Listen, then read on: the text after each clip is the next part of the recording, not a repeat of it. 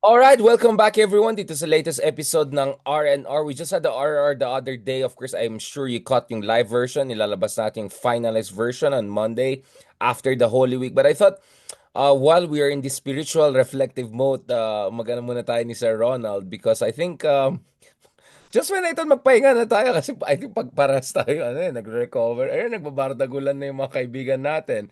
And I'm not even talking about Topacio versus Gucci, Falsis versus Gucci, Fals versus Meow. I'm not even talking about it. I'm talking about yung mga ibang friends natin, including in the academic world. Nagbardagulan din the other day over economics, new liberalism, mga ganun-ganon.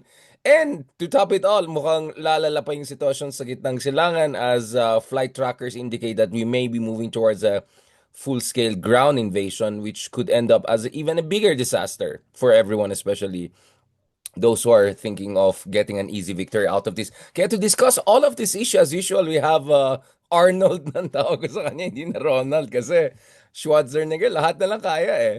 Kamusta Sir Ronald? Thank you so much for making time. I know nagpapahinga ka at saka makita mo sa boses ko rin, I'm not 100%. Thank you Sir Ronald. Maraming nag-aalala sa'yo kasi pumayat ka daw nung last week nung nag-studio tayo. Di naman. I'm still yung dati ko pa ring timbang, no? Ay, you're Ah, monitoring yung timbang mo. hindi naman ako tumataba, hindi naman pumapayat. Just the same. Aking weight nung college. What's the secret, Sir Ronald, but the politically correct version and the Ah, spiritually encouraging version? How do you keep your weight, Sir Ronald? I mean, you're always lean since I remember. think clean, think green, think you. Yan, Sir Ronald. Parang kayong post ng Chinese embassy ngayon na may Filipino daw nag-message, thank you to China for being, ano ba, parang may pagkagano ka, Sabi Sir ng Ronald. Chinese Embassy, okay sila sa joint exploration, but we have to show sincerity. O, di ba? Tayo pang masama We ngayon. left ourselves open for that statement, di ba? I warned about Sino it, ba, sabi ko sino talaga. ba, sino ba nag-isip ng joint exploration na yan? Feeling ko sa Ronald, I think the president, again, I haven't asked their side, but I think a part of it, kasi kita mo, ang very supportive sa mga moves ng gobyerno natin ngayon ay si Senator Lacson, di ba?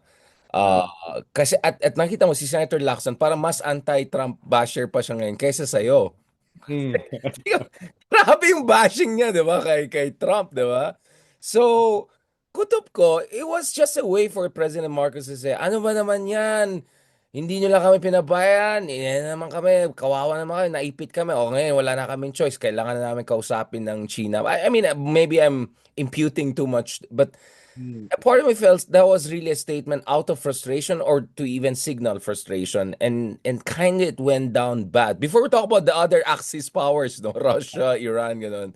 China muna tayo dito sa West Philippines kasi parang ngayon puro mga comments sa akin, how dare you Philippines ask for our help, blah blah blah. Oh, wait.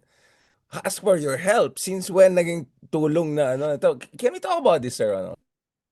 Well, from my vantage point, that was a stupid proposal. No? If I may say so, no?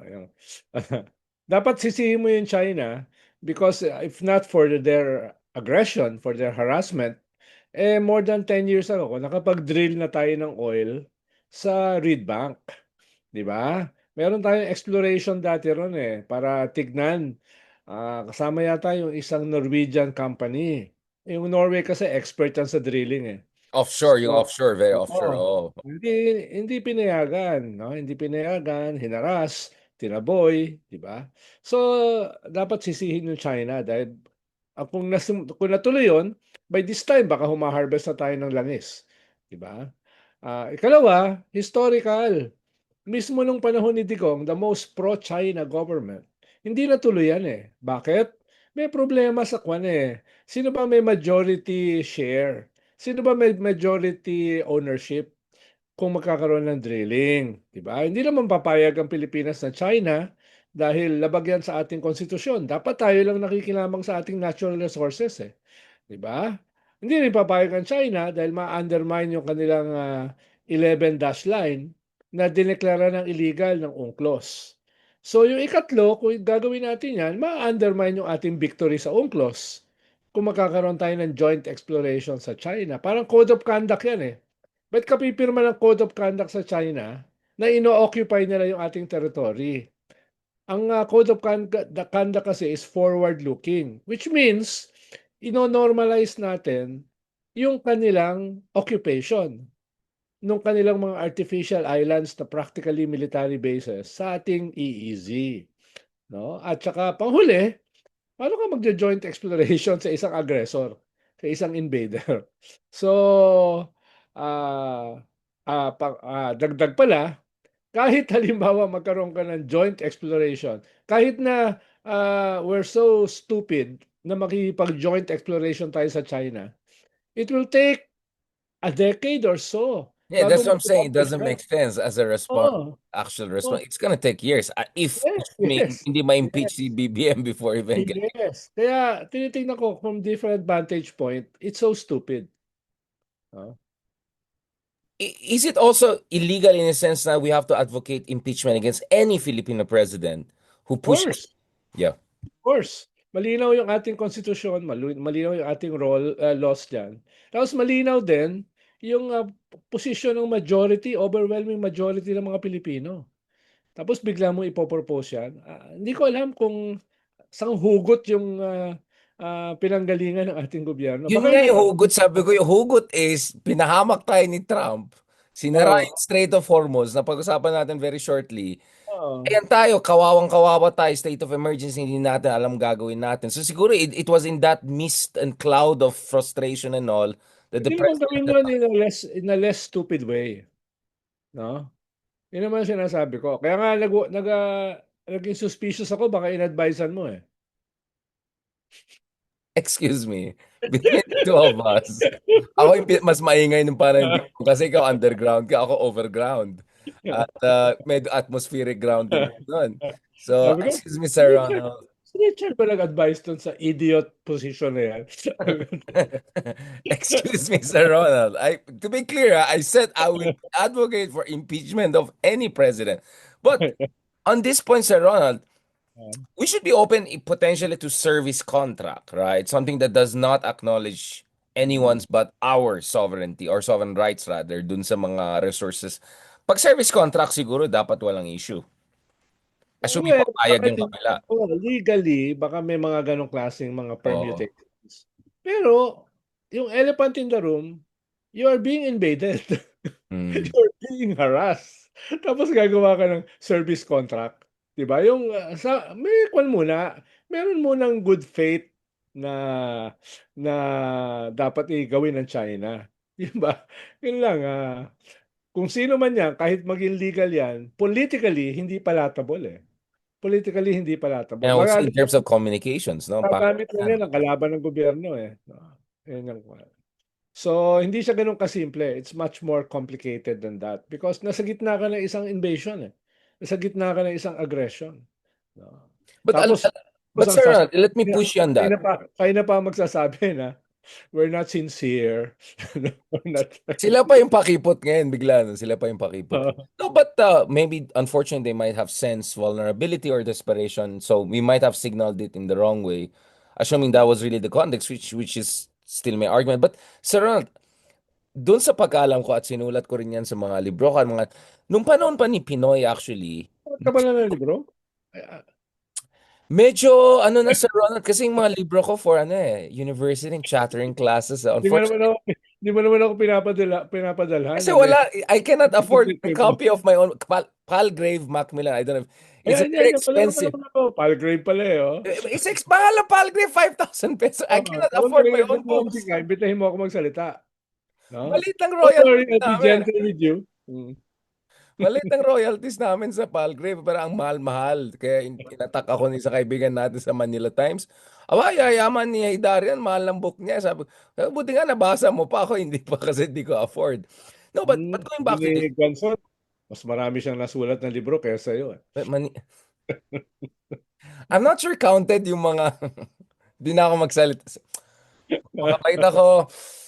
Sir Ronald, magpakabait ako. Basta ako, you can judge a book by its cover literally kung recto lang yan ginawa na ek-ek lang or totoo legit na, medyo international published. But anyway, magpakabait na ako.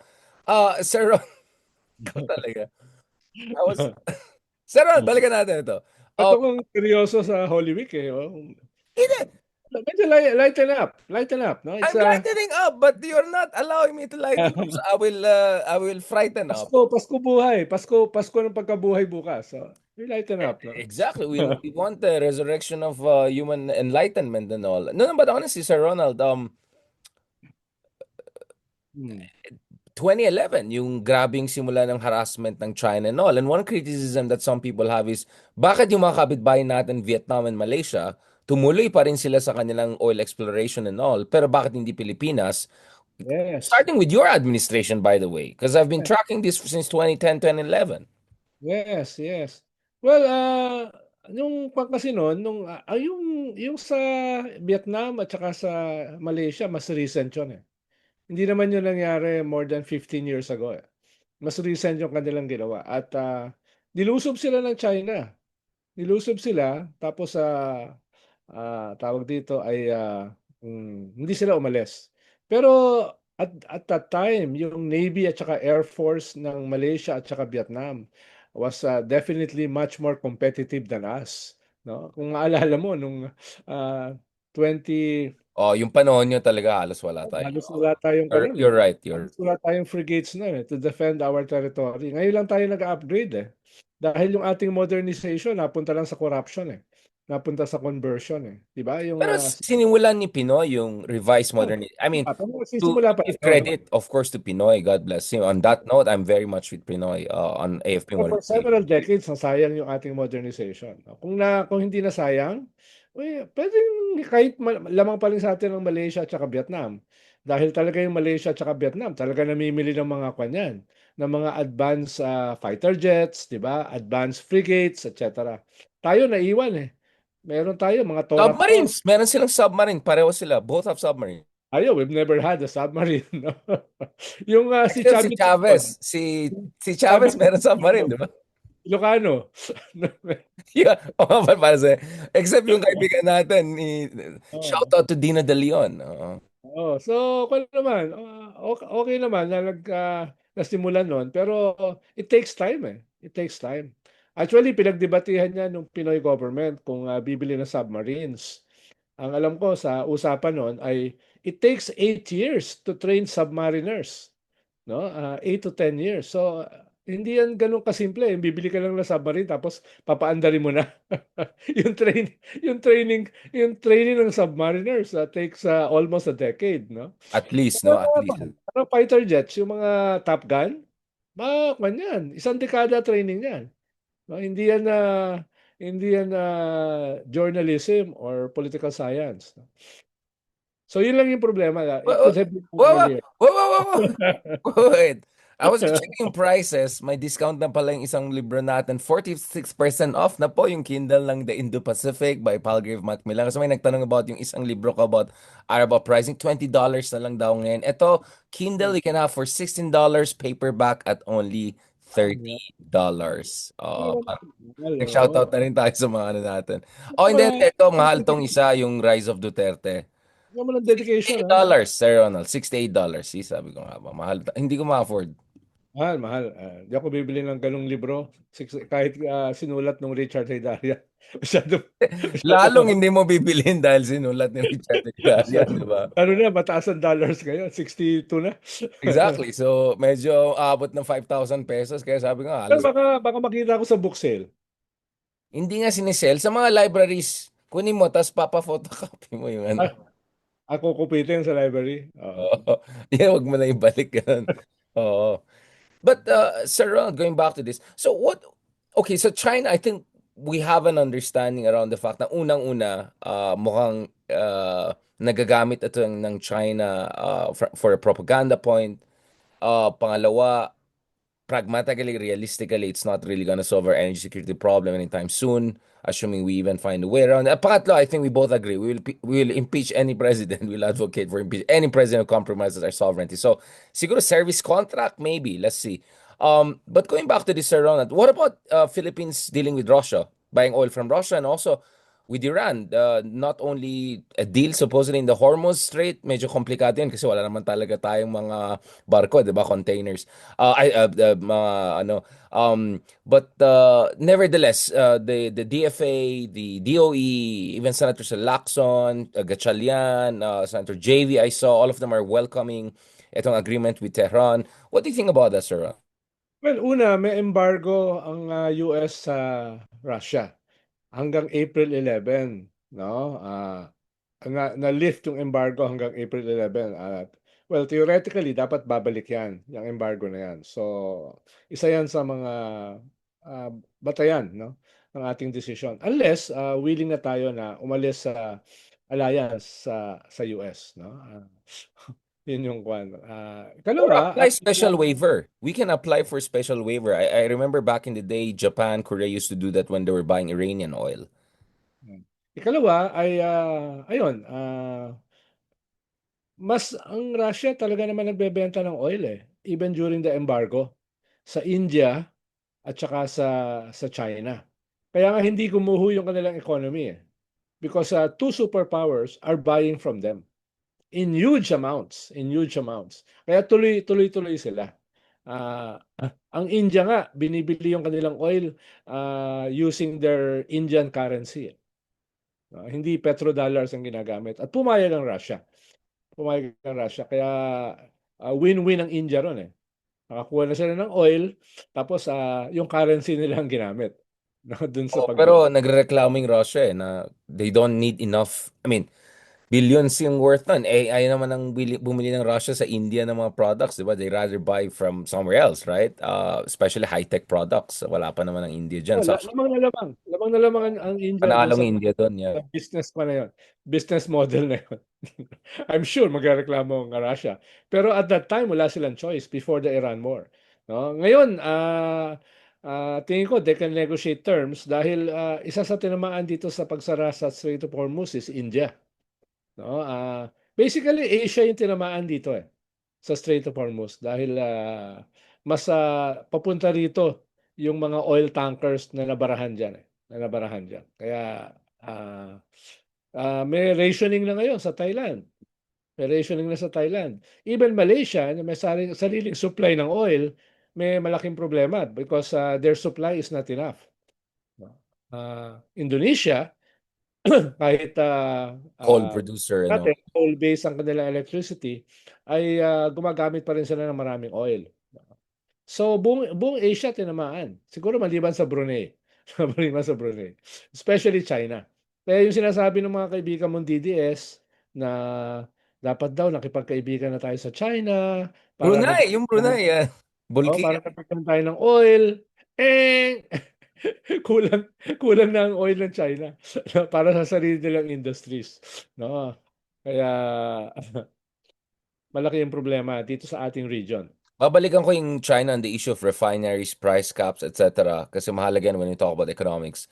But what about yung Strait of Hormuz agreement supposedly na meron tayo? Although in fairness kay Secretary Garin, she said na let's manage expectations. Hindi ibig sabihin tapos ng usapan because risk factor is gonna be there for the long run. Less optimistic ako ron eh. Especially pag nagsimula na yung ground war ng US, yung full-blown invasion, ang hirap mag-nuance ng mga dadaan dyan. Talagang lahat ng dadaan dyan, titirahin nila. Lalo na yung ating 98% kasi ng ating oil galing sa Middle East. At ang kadil natin dyan is Saudi Arabia. At Saudi Arabia, mortal na kaaway ng Iran. Kahit sabihin mo, uy, huwag niyong bombahin, lalagyan namin ng bandera ng Pilipinas, yung Saudi oil tankers. During a full-scale war, hindi ko alam paano gagawin yun. No? Yung ganong klaseng practical considerations Meron na daw silang system eh. First of all, parang meron hostile, non-hostile, ganun. Tapos parang may cryptocurrency or renminbi. Like there's a parang QR code yata eh. Parang something yun like na that. yun, Yeah. may ganong klaseng proposal. Bangladesh, alam ko yung Bangladesh lang yung may nakadaan eh. So far, di ba? So far. May ganong proposal for China, etc. No? Pero ang sinasabi ko, during a full-scale war, ang hirap ng ganong klaseng nuancing. no? Hindi ko ma-imagine na nagpuputukan all over the place, no? I Tapos, mean, US fighter jet was just shot tapos down. sasabihin mo, ito pwedeng dumaan, ito hindi. Diba? Ito, tingnan nyo yung bandera, iba yung bandera niya. Yung gano'n. In a full-scale war, how can you do that? So the No? midst of war will be a Oh, big the problem. fog of war, no? Kaya less optimistic ako kaysa sa ating gobyerno. Sana mangyari, ha?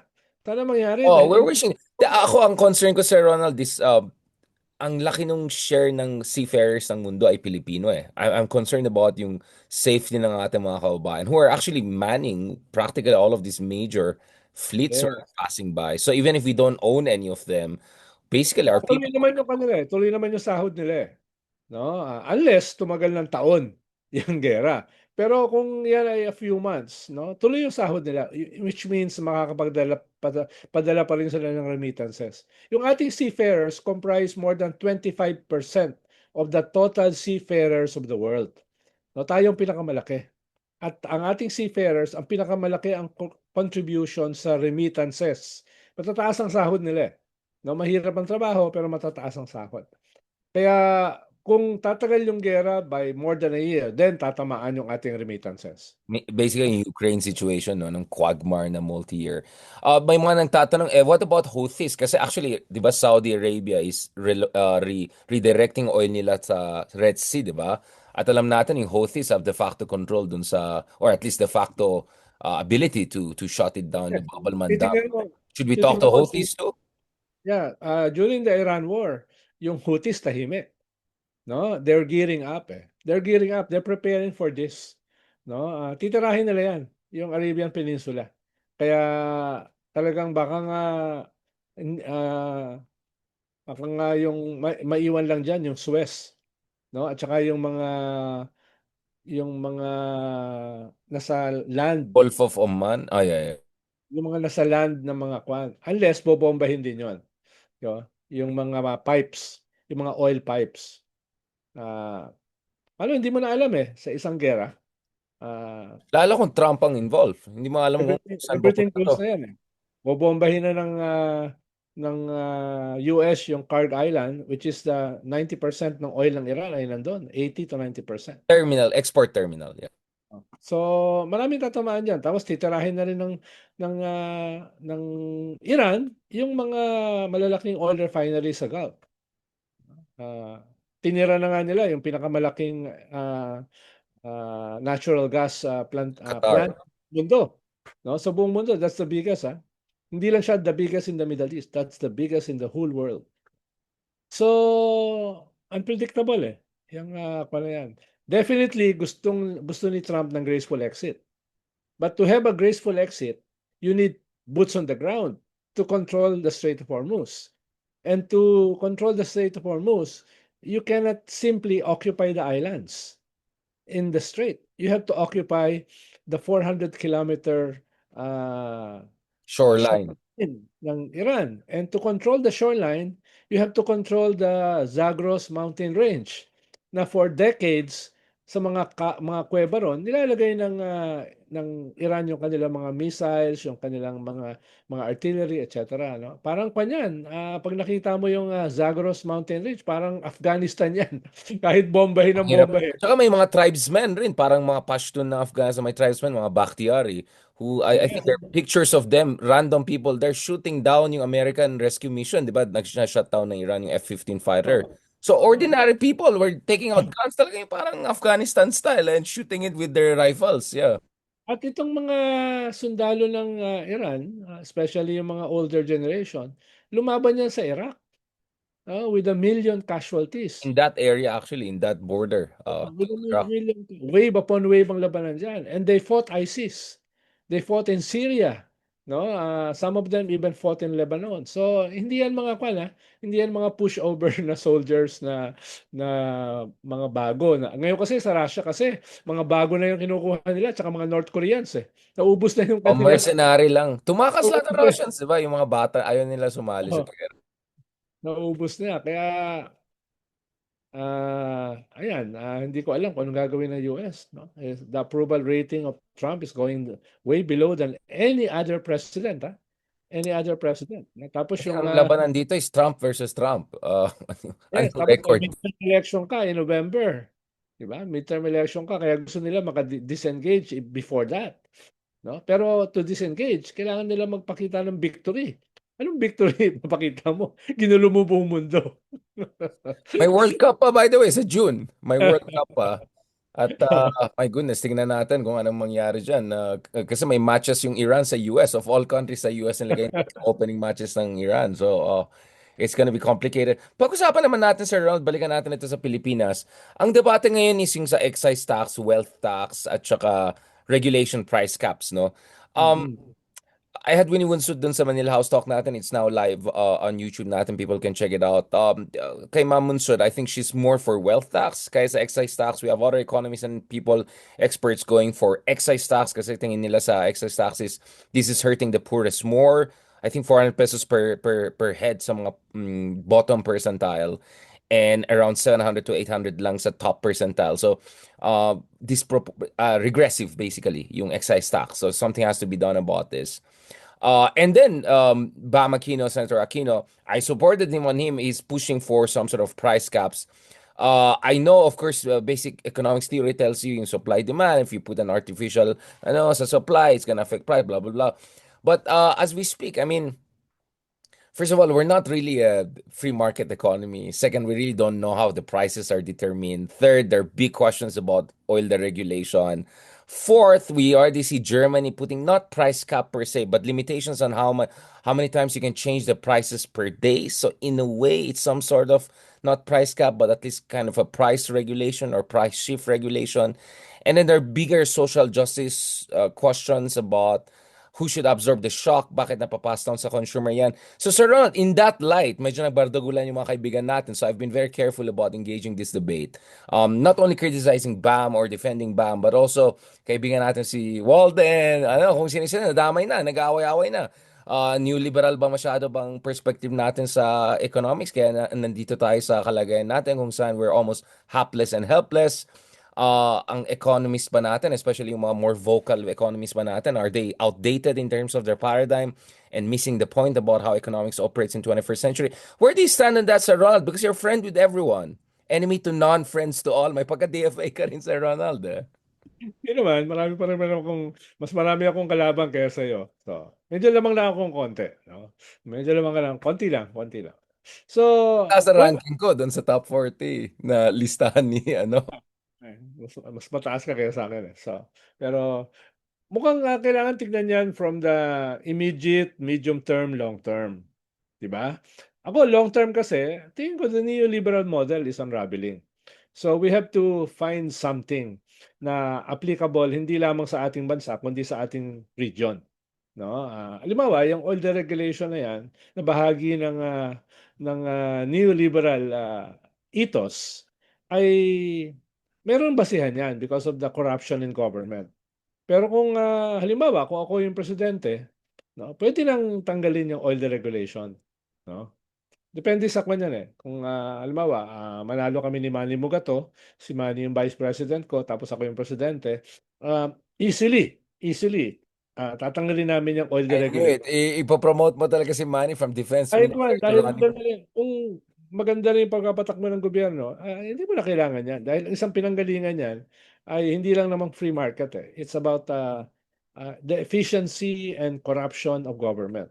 Yung dating OPSF, no, Yeah, na but I have a problem with that framing, Sir Ronald. Parang basically ang idea dyan is, habang hindi pa naayos ang gobyerno, walang trabaho ang gobyerno.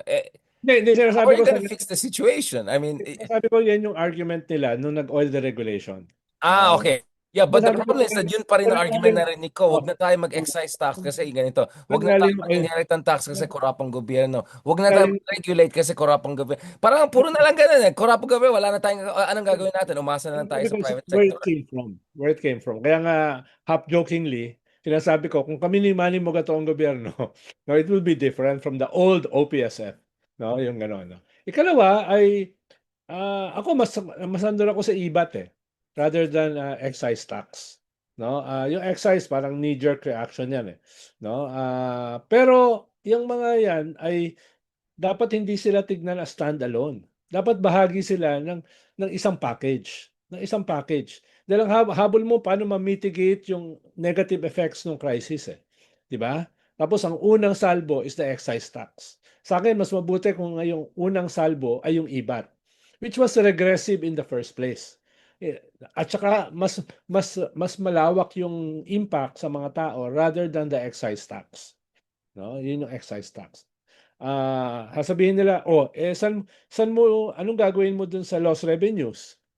Lost revenues na, well, maraming iba't ibang mga paraan para mapunuan yon.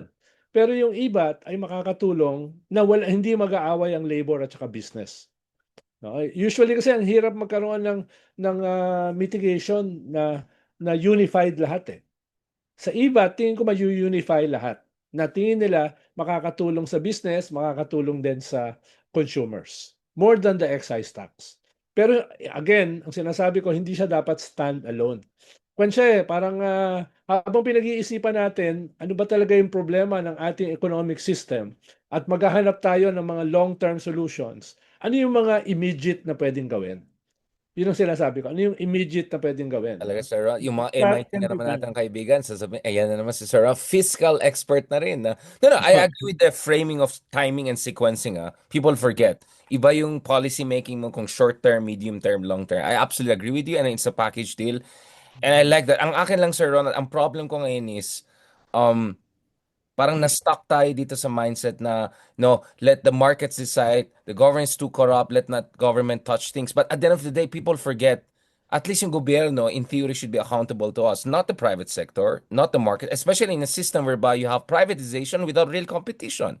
You have Mm. oligarchy capture, you have state capture, basically, right? I mean, don't believe me, look at the World Bank assessments, look at the Brookings Institution.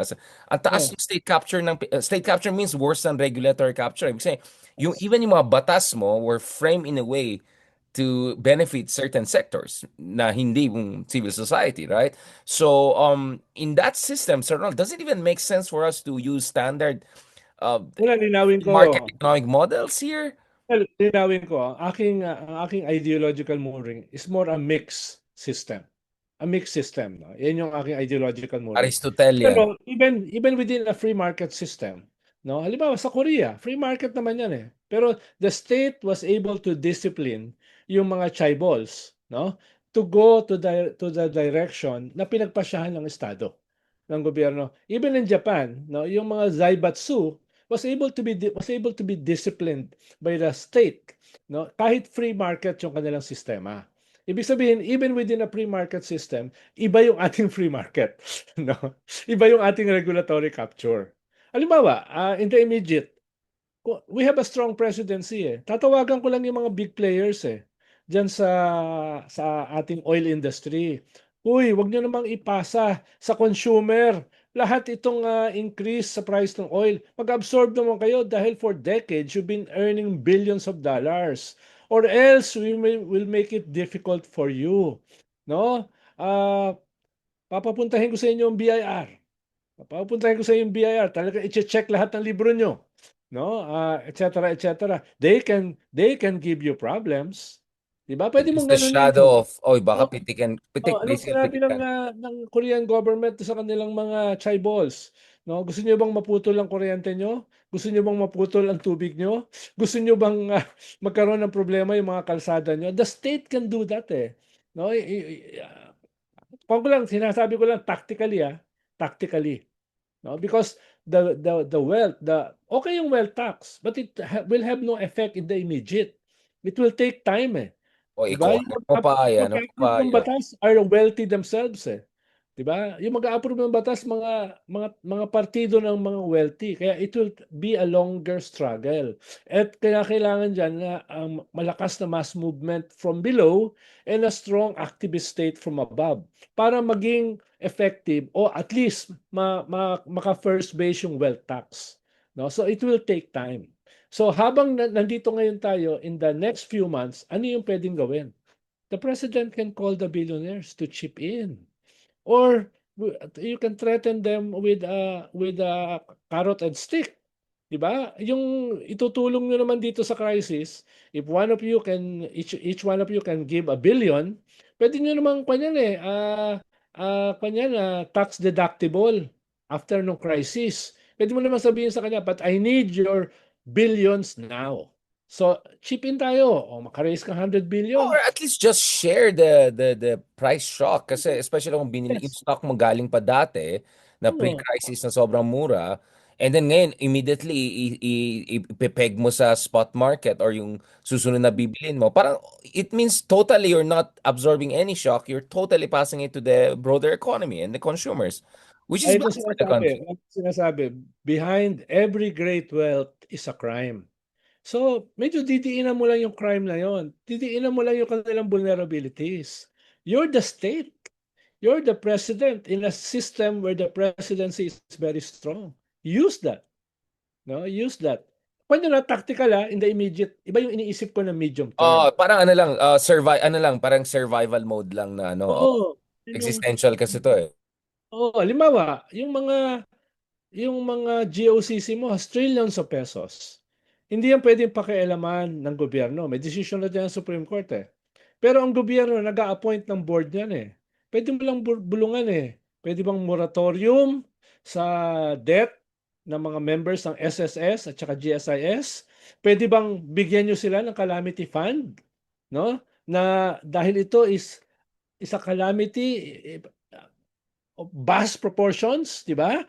So, pwede bang bigyan mo sila ng food allowance? Pwede, yung mga GOCC, pwede bang magbigay ng ayuda on their own? No, suggestion lang. Suggestion lang, no? Hindi nakikialam yung gobyerno dahil may sarili kayong charter. But we can, pwedeng bulungan yan dahil gobyerno nag-appoint ng mga GOCC ng mga board eh. So, trillions ang pondo niyan ah.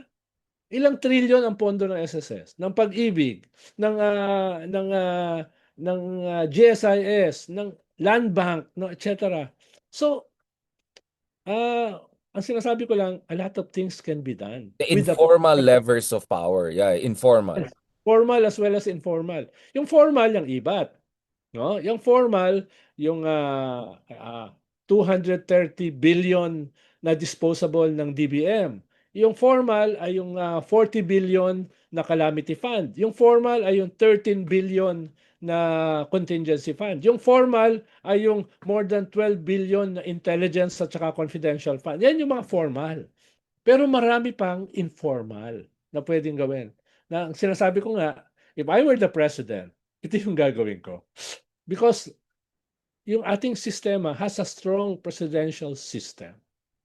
Yun nga, for me, the least we can do is to enlighten, parang sabihin natin sa taong bayan, may ganitong mga posibilidad na kaysa doon lang tayo sa limited frame of yung distributional effect analysis and models effect na yan. Pinagdidebatihan ng mga kaibigan mo. Uh, I mean, we can do a lot of Mickey Mouse regression analysis, modeling, and all of that. Pero ito yung katotohanan, ito yung komplikasyon ng... Kaya nga sabi ko, dapat talaga interdisciplinary ka eh. Kung sociologist ka lang, or economist ka lang, or political science ka lang, tapos nakikita mo lang, it's like four blind men looking at four sides of the elephant, thinking each side is the whole universe, right? Kaya love na love kita sa Ronald kasi naka-drone ka eh. Naka-drone ka lang, bahala kayo dyan, basta ako drone lang ako. So kitang-kita mo yung buong Pero elephant, di ba? sasabihin mo, economy is not sociological enough. Tapos sasabihin mo, sociologists are not economists enough. So Ako, I these don't get into that are false interdisciplinary fights. I'm distinctions. sorry, it's petty. It's too petty for me. Ang issue dito False, is public policy. naaway niya sa academy. Buti na lang drop out ako. I mean, my point is, it's too petty given like the stakes here, di ba? Kaya nga interdisciplinary talaga approach natin. Kaya gusto kita, Sir Ronald, kasi ano ka eh, Arnold, Associate Justice Ronald, I interdisciplinary. deal with the real world. No? In the real world. No, tignan mo, si Justice Carpio, nagiging katulad din natin, di ba? Dati very legalistic siya. Tapos ngayon, medyo may konting marites na, may konting bardagulan. So, nakita mo even si Justice Carpio, na very legal, totoong legal luminary, di ba? Ano na rin, nag-adjust na rin ang messaging and ano. Ano na, Oh, pagbabanatan ko siya sa party list, no? ayan naman tayo sa fairness behave ka when kasama tayo except nung isang time na parang tatlo tayo, apat tayo para nang bubulian kayong lahat. Sabi ko, delikado to. Na-repost ko nga yung highlight nun eh. Kasi relevant pa rin yung mga discussions natin. In fairness, classic naman. Now, sir, obviously for the long term, we have to push towards renewables. No, literally, I'm looking at solar panels here sa Lazada. Kung may mahanap ako. I'm thinking of solar panels at least dito sa probinsya and all na may lighting and all, may proper coming roofs and all of that. And then also, of course, yung refinery capacity, di ba? We only have one refinery. What the heck? Anong klaseng energy security strategy Kasama yan? pa rin yan doon sa kwan eh, doon sa yung oil deregulation law, kasama pa rin diyan yung OPSF na sobrahan ng kwan ng criticism dati, di ba?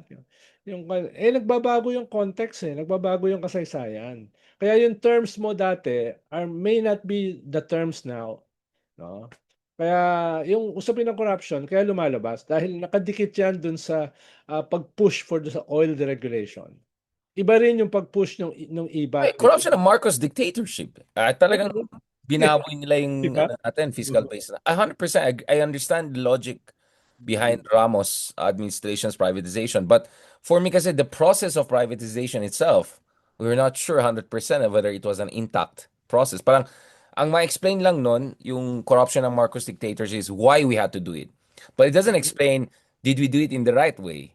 Or was Mm. it right at that time but not in the long run? Did we do adjustments? Ang dami mga questions na hindi sinasagot ng ganyang klaseng mga normal debates, no? Kaya na-appreciate ko, Sir Ronald, your perspective na beyond interdisciplinary, transcendental analysis, kumbaga, Sir Ronald. Emmanuel Multi Kant ang tawag ko sa'yo. Kantian, ano, multiverse, Einstein, ay, ano na yan.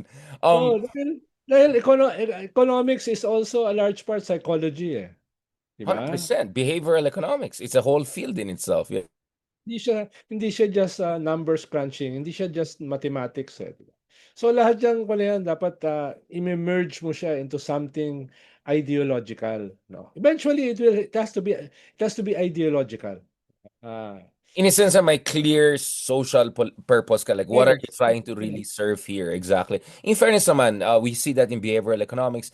In fact, top tier universities, the way they approach economics is very interdisciplinary. Like, you have Kahneman and all of these great psychologists who contributed to behavioral economics.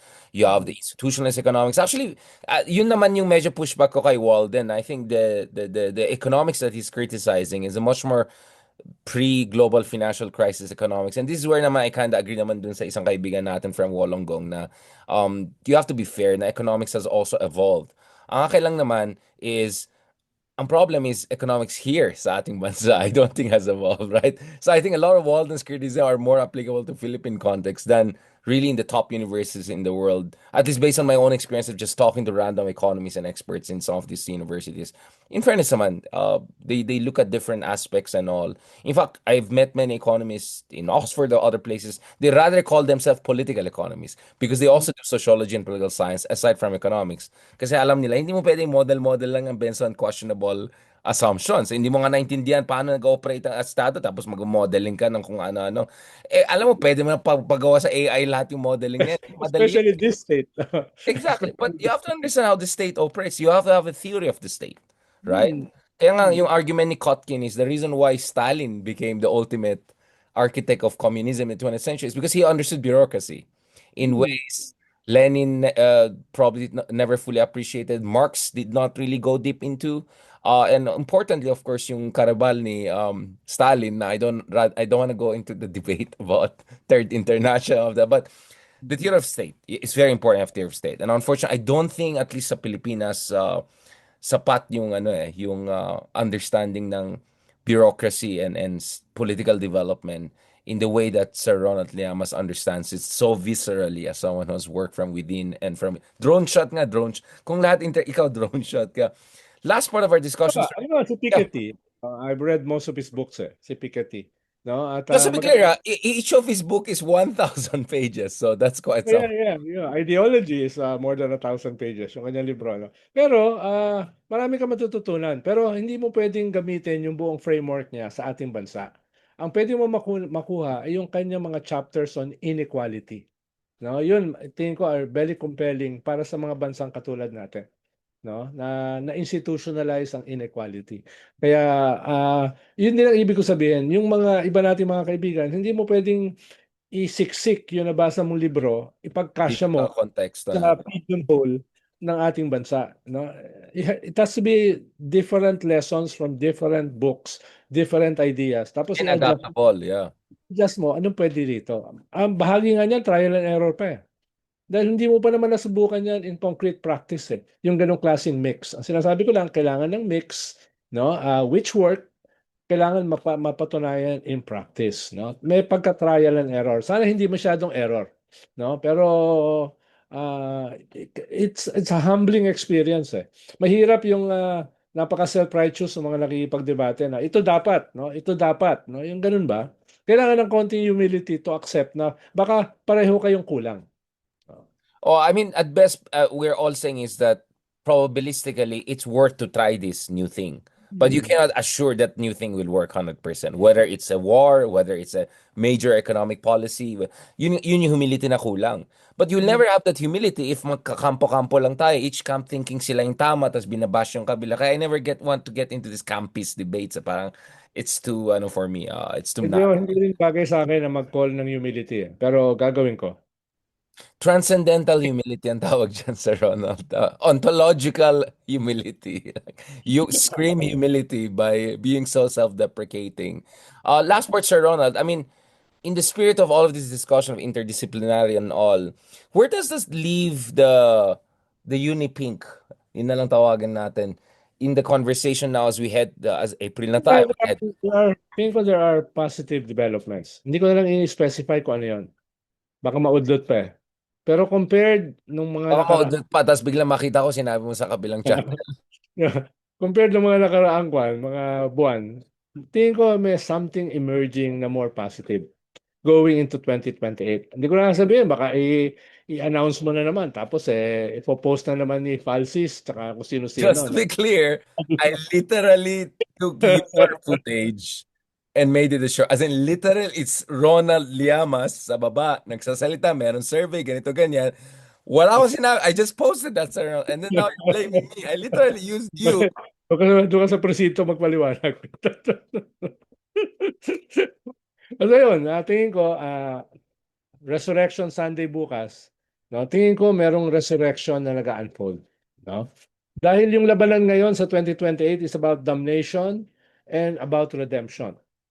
Tingin ko ay may elements na pwede mong sabihin ay nandyan yung possibility ng redemption rather than damnation. Dahil a few months back, pwedeng ang dominant is damnation eh. Ah, I can confidently say na in the next few months ay baka mas madagdagan yung redemption aspect. No? At maganda dahil Resurrection Sunday tomorrow. Yan yung kolong ko bukas eh. Basahin mo. Di ba Monday ka, Sir Ronald? Sunday si Randy? Sunday ako eh. So, Okay. All right. Okay. Yeah. I mean, Sunday siya. Sa Tagalog, every Wednesday. ta- Mm. okay. So, iba pala yung Tagalog ba? Okay. Gusto nila gawin kong daily. Sabi ko, hindi So, ko kayong kaya. dalawa ni Randy. Ko karir yan. Ako na lang yung Sunday. Sabi ko, hindi ko karir yan. Sabi ko, nahihirapan lang ako sa grammar ko. Gusto niyo pa daily.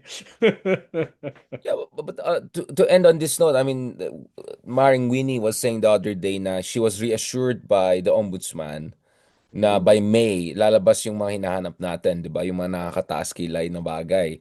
But I don't know, are we keep on shifting the goalposts? Kailangan ba natin do something Well, drastic? baka by May kasi tapos na sa House eh, yung impeachment. So, pwede ka na magpakulong ng mga congressman. Pero magsisimula pa lang kasi yan sa Senate. So, baka wala pang makulong na senador. So, depende kung sinong big fish ang target mo. Perhaps a couple of cabinet secretaries, perhaps itong mga congressmen, no? DPWH, yan. Baka by May madagdagan. Pero I doubt kung merong mga senador Oh, na wow. kasuhan dahil What should we magsisimula. do? We should just accept it na wala na yung No, momentum. no, no. Tingin ko it's about timing. It's Hmm. about again, tactical moment. Again, tactical moment. No? Pero tayo, we won't stop attacking. We I won't mean, stop. trillion peso march, nasaan na siya? Where's that Yan, movement? Is that something sinasabi you ko can... lang, yan yung mga posibleng mag-unfold in the next few months sa usapin ng anti-corruption. Sa Right. usapin ng anti-corruption. Pero matitindi kasi ngayon dahil halimbawa, onions. No? Meron tayong surplus ng onions. Bakit tayo nag-i-import? Mm. Ngayon yung mga onion farmers natin, they have to sell at a very low price, lugi sila. No? Lugi sila. So what's happening on the agriculture front? Ikalawa, balita ko, ang daming mga nag-expire na medicines. What happened? No? Yung Ba't tayo storage and bumibili all. ng mga medicines na madaling mag-expire? Ba't hindi natin ma-distribute sa mga nangangailangan before they expire? No? So, ang tingin ko, baka makalimutan natin, maraming problema yung gobyerno.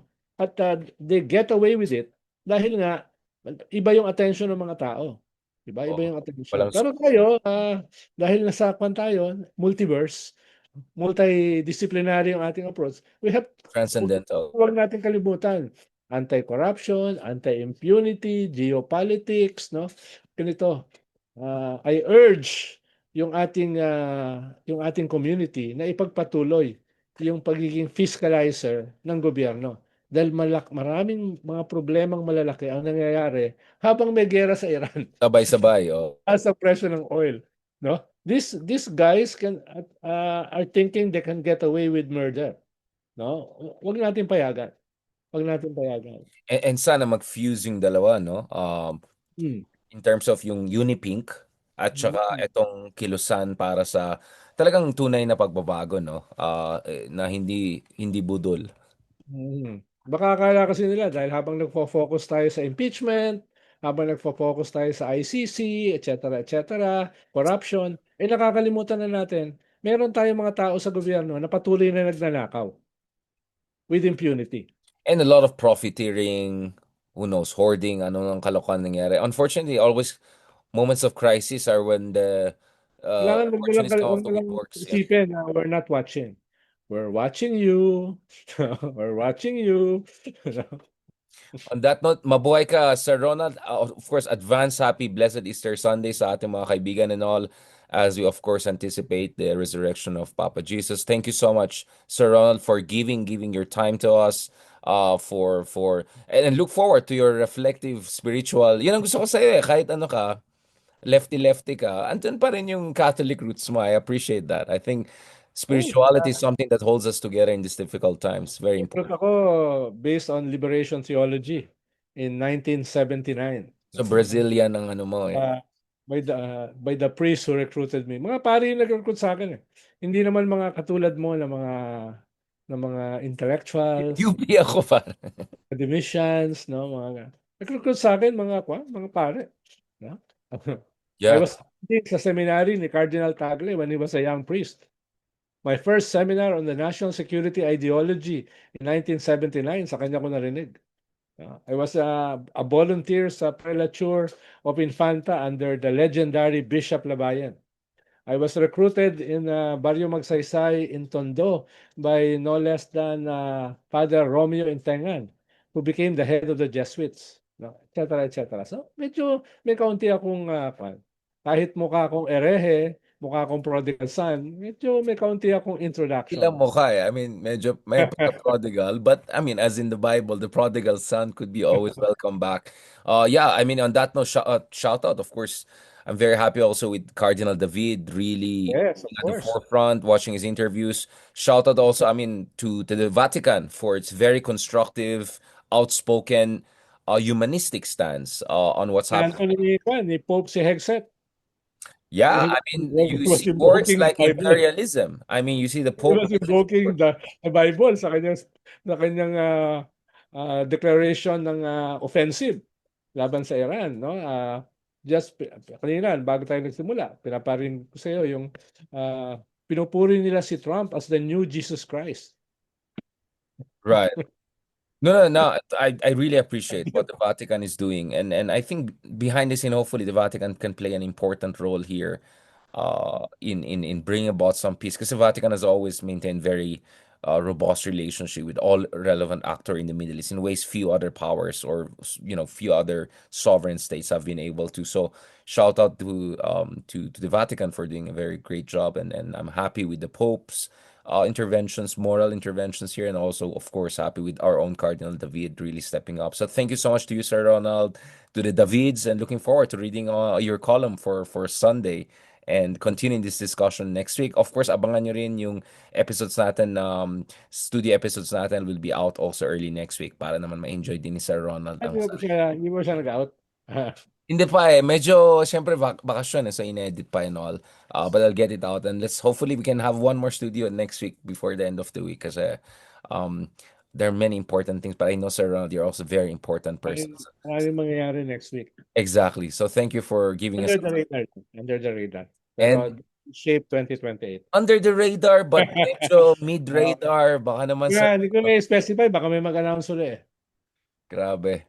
Ganun pa ang ano natin sa Ronald. Literally, ikaw yung pinost ko. Like, you say, wala akong dinagdag, walang bawas, walang dagdag. So, magpaliwanag ka na sa presinta talaga sa Ronald. God bless. Happy Easter Day, Sunday. Happy Easter. God bless po. God bless. Thank you so much.